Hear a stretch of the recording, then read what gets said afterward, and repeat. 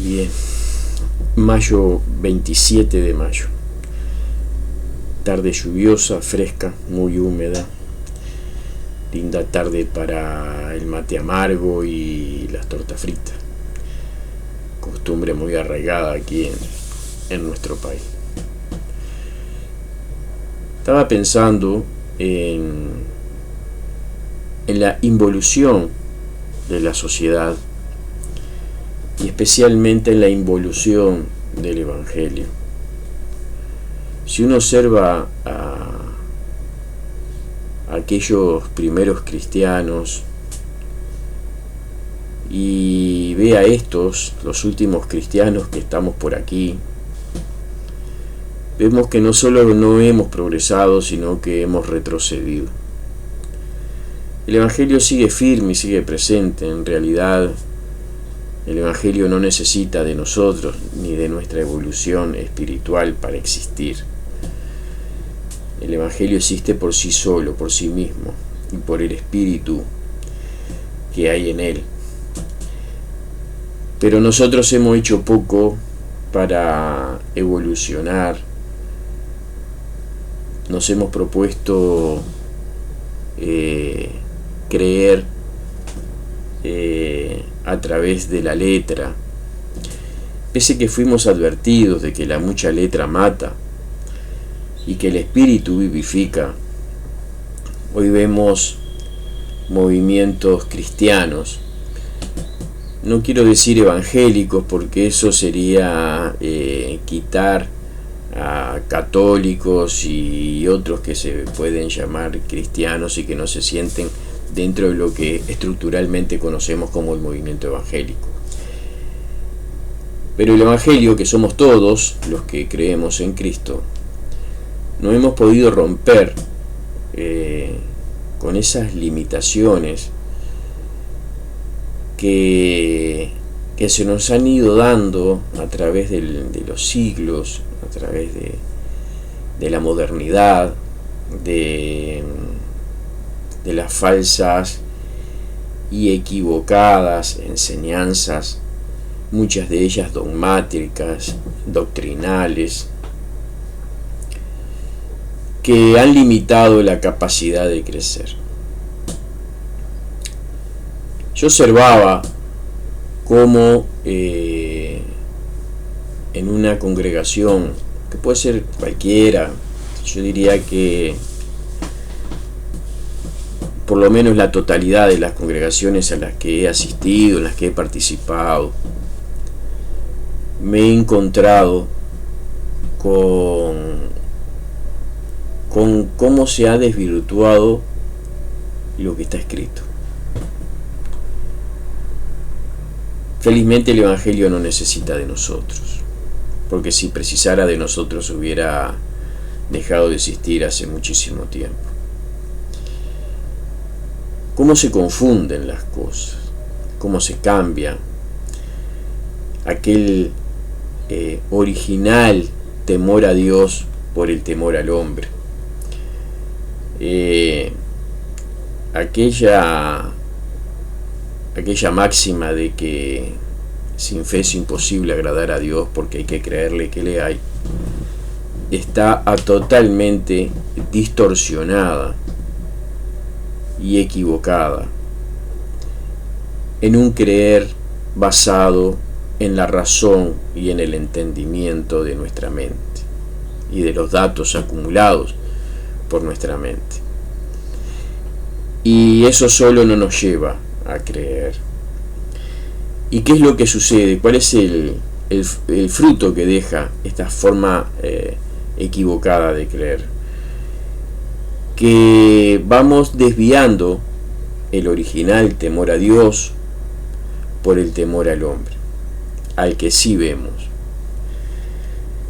Cuando en las congregaciones vemos que los hombres se cuidan de que sus hermanos, su sacerdote, su pastor,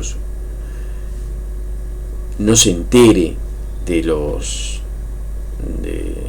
sus pecados, de sus fallas, de sus faltas, vemos que va desviando y desvirtuando el original temor a Dios por el temor al hombre.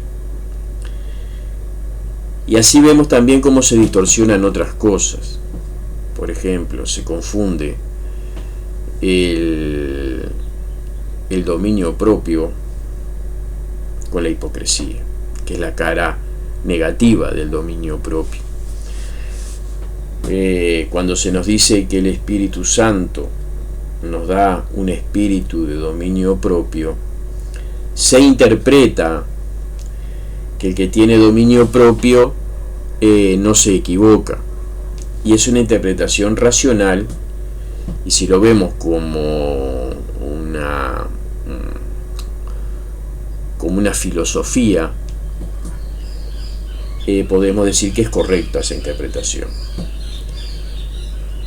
Pero esto es también una interpretación mía, que puede ser ampliamente discutida por otros y se acepta toda la discusión.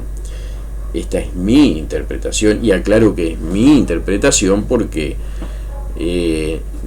así como rechazo que otros quieran incrustarme sus verdades, no me permito intentar hacer lo mismo con otros. Entonces, que quede claro que esta es mi interpretación de lo que es el dominio propio. El dominio propio es la capacidad que tenemos de controlarnos ante la posibilidad de hacer el mal. Ese es el dominio propio que Dios nos da. No, en mi opinión, no tiene nada que ver el temperamento. No podemos decir que Cristo no tuviera dominio propio, era Dios. Y sin embargo, en el templo, cuando estaba lleno de cambistas y vendedores y habían hecho un mercado, se podríamos decir que se sale de sí y los corre de adentro del templo a todos los que estaban usurpando lo que era la casa del Padre. Y no se puede decir que Cristo no tuviera dominio propio. Entonces me permito entender que cuando se refiere al dominio propio se refiere a cuando nos tentamos ante la posibilidad de zafar de un problema mintiendo, por ejemplo. Siempre la mentira es un recurso muy utilizado que nos permite no tener que dar explicaciones, nos permite salir rápidamente de una circunstancia, pero una mentira siempre es una mentira.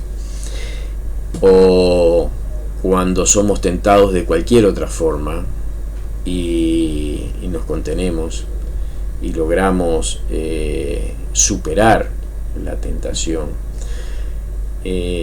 eso es dominio propio, dominio que nos da el Señor para cumplir su voluntad. Sin embargo, esa interpretación que se da de que el dominio propio es no enojarse, da paso a la parte negativa, a la parte opuesta del dominio propio, que es la hipocresía. Y así vemos como, por ejemplo, en las congregaciones, los hermanos, esto que voy a decir es muy común, lamentablemente, es muy común en todos la sociedad humana, en todos los lugares, en un club social también es así, pero no debiese de serlo en una congregación. Vemos como un hermano, una hermana con cara de compungida le dice a otro hermano: ay, hermano, Dios te bendiga. Y está de pronto deseando que ese hermano tenga un tropiezo. O cuando se escuchan comentarios como, por ejemplo: ay, el hijo del hermano, la hermana, lo que le está pasando, y empieza a narrar la circunstancia y lo narra con tanto detalle que se percibe, ¿verdad?, cierto disfrute en la narrativa de esas cosas. Eso es hipocresía pura. O al no soportarse unos con otros dentro de las congregaciones, sin embargo se sonríen y se dan un abrazo y un beso en aras del dominio propio. hipocresía pura. Por supuesto que no manifiestan enojo, que el hipócrita es la persona que tiene mayor dominio y control de sus emociones, pero no es el dominio propio que nos da, en mi opinión, el Señor, que nos da el Espíritu Santo. Eso es pura hipocresía.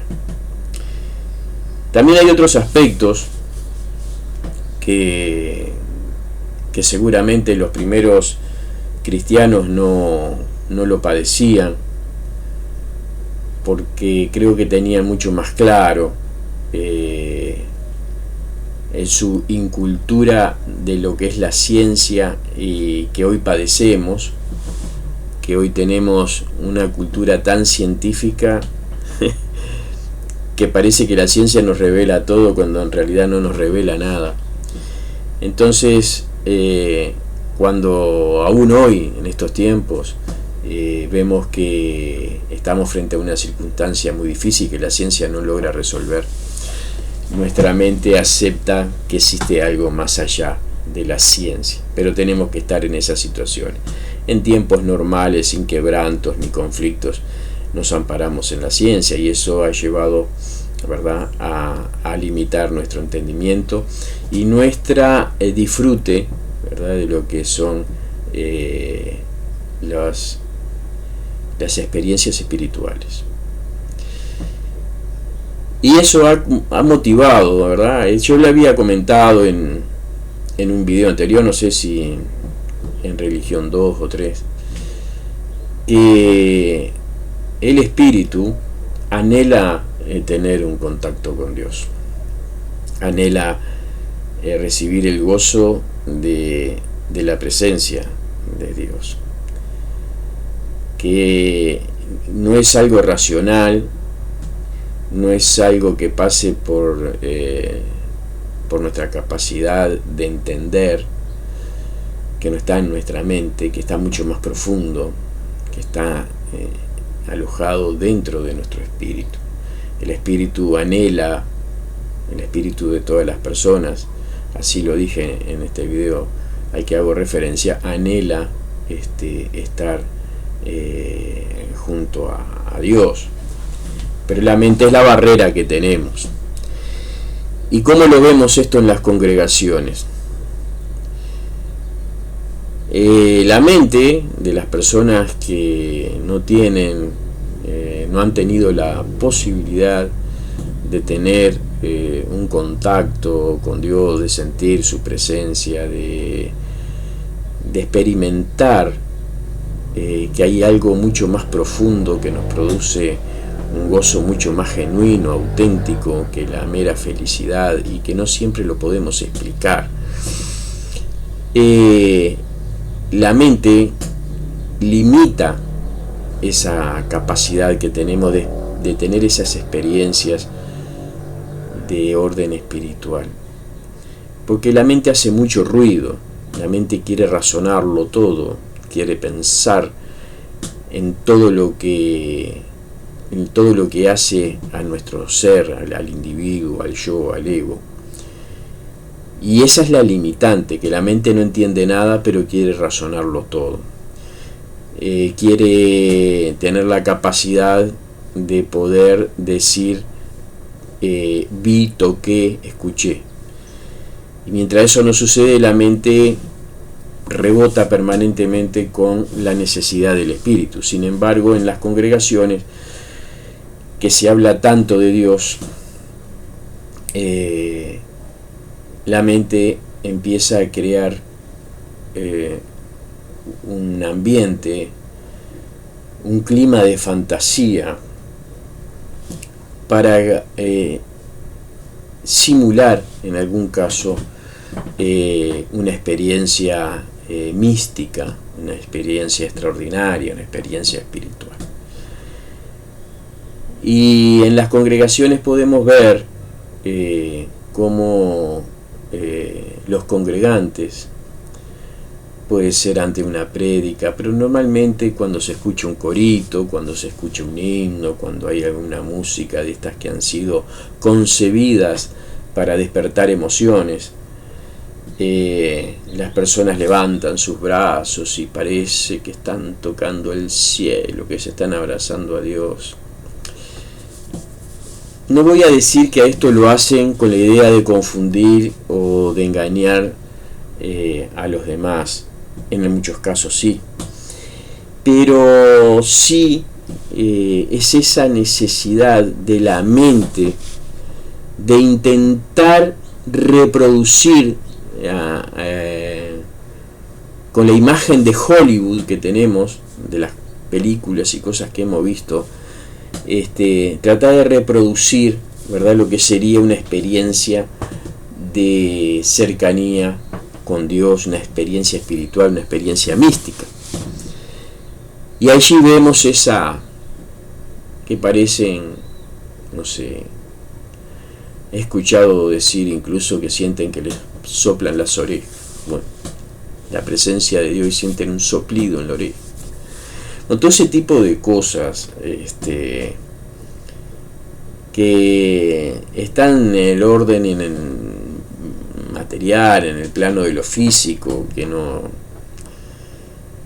que sabemos que no es real. ¿Y por qué sabemos que no es real?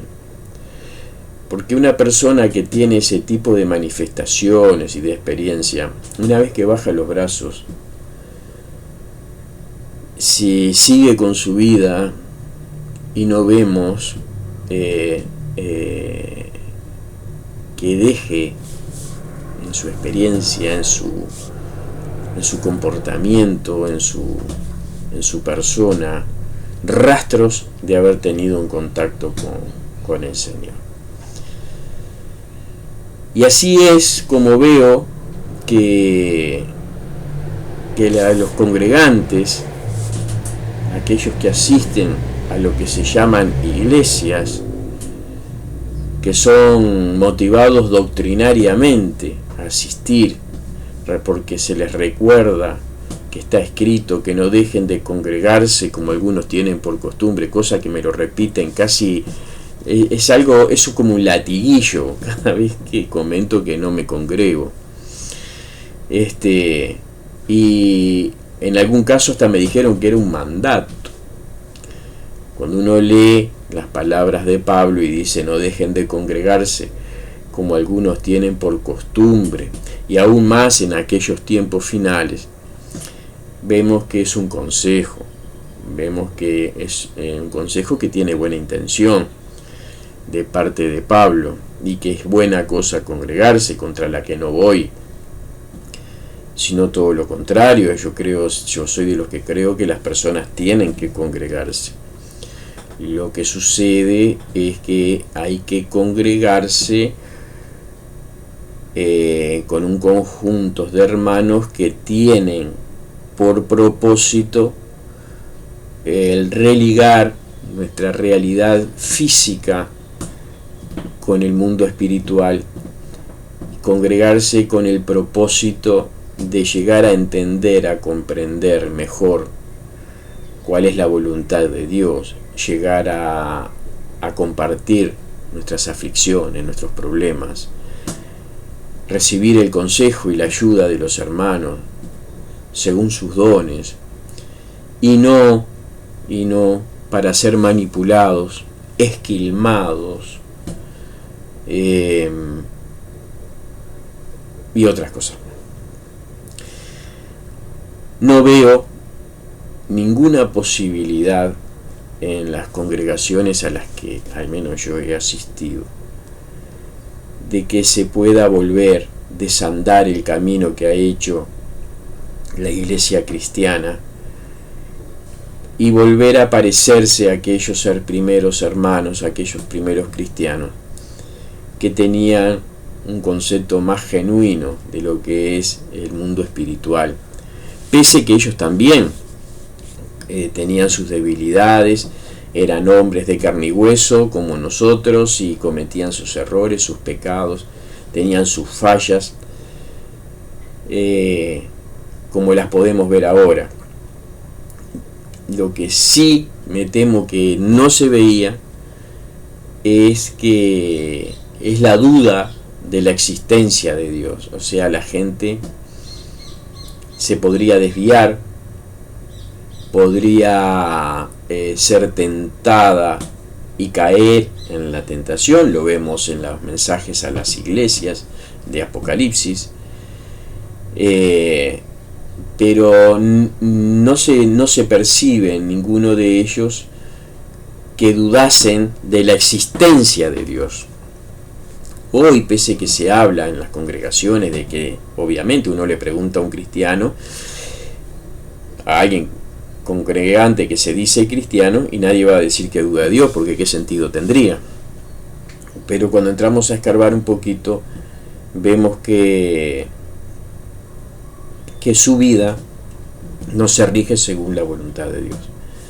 Entonces ahí nos permitimos dudar realmente de cuánto cree esa persona en Dios, y si lo que cree es simplemente una cuestión racional, una cuestión meramente académica, por decirlo de alguna forma, y no una convicción de aquel que busca vivir junto a ese Dios al que dice que cree y al que le debe de creer, porque no solo alcanza con creer que existe, sino en creerle a los que existimos y que buscamos su presencia. Bueno, la tarde sigue fea. Quería dejar esa pequeña idea que bueno, es una observación que de lo que va sucediendo y de lo distante que estamos de aquellos primeros cristianos, que en vez de ir mejorando hemos ido retrocediendo y hemos ido agregando al Evangelio lo humano, lo ignorante y lo miserable que hay en la sociedad. Hemos contaminado un mensaje puro con interpretaciones peregrinas de una sociedad que realmente no se preocupa por ser cada día mejor, sino que se preocupa por ser cada día más feliz y ser cada día más realizada en sus propósitos y en sus objetivos. Así que bueno, lo dejo por aquí, agregando un video más a la serie Religión. Un fuerte abrazo a todos y bueno, busquen de verdad. El Evangelio sigue siendo el mismo. El Evangelio no se puede contaminar, solo se puede contaminar el entendimiento del Evangelio en nuestras mentes, pero el Evangelio sigue siendo puro. Es posible a través de él tener una idea de quién es Dios, pero no es posible conocerlo si no lo buscamos en espíritu y en verdad. Es preciso que el que lo busca crea que le hay y que es galardonador de los que le buscan. Así que bueno, un fuerte abrazo y que el Señor nos encuentre buscándole cuando venga por nosotros.